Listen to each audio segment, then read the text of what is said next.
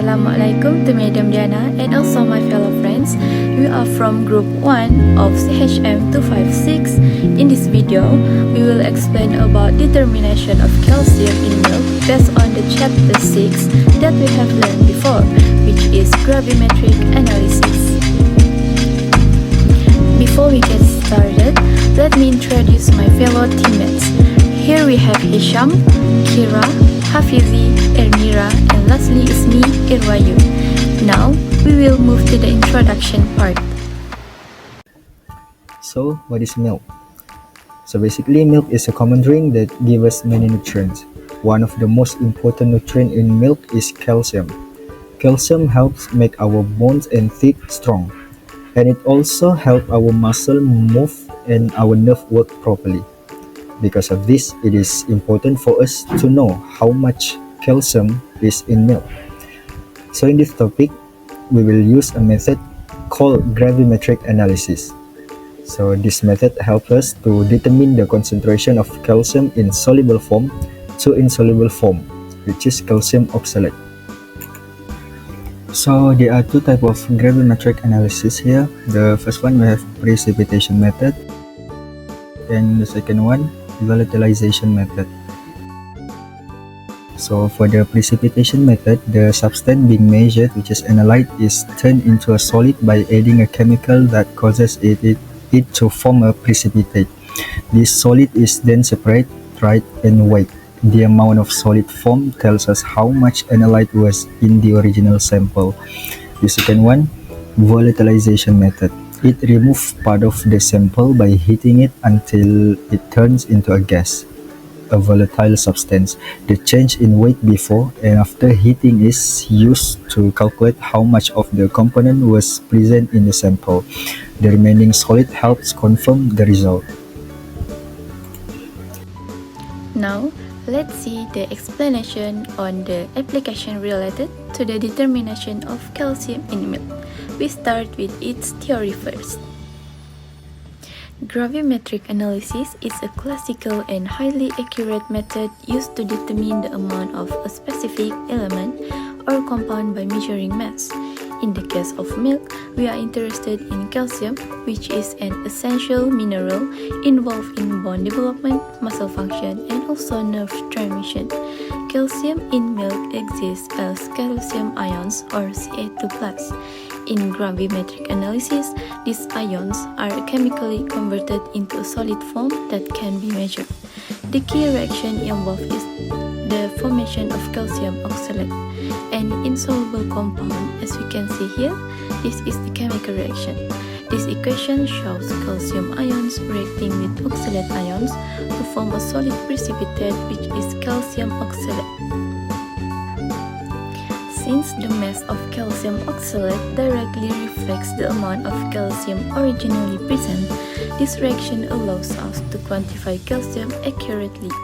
Gravimetric analysis is highly valued in industries like food production, where accurate mineral content is essential for nutritional labeling and also quality assurance.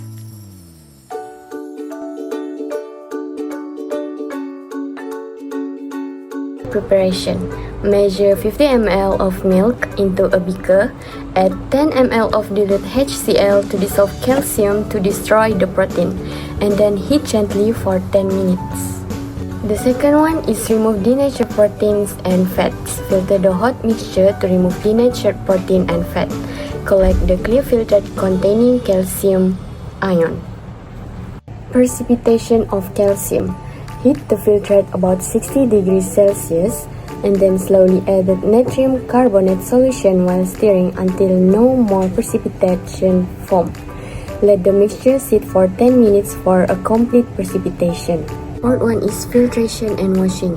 Filter the precipitate of calcium carbonate using pre-weighed edgeless filter paper and then wash it with a small amount of distilled water. For ignition, transfer filter paper and precipitate to a pre-weighed crucible. Dry and then ignite gently to the filter paper. Strongly heat the crucible to convert calcium carbonate and calcium oxide. For the last one is cooling and weighing. Cool the crucible in a desiccator and then wait to obtain mass of calcium oxide.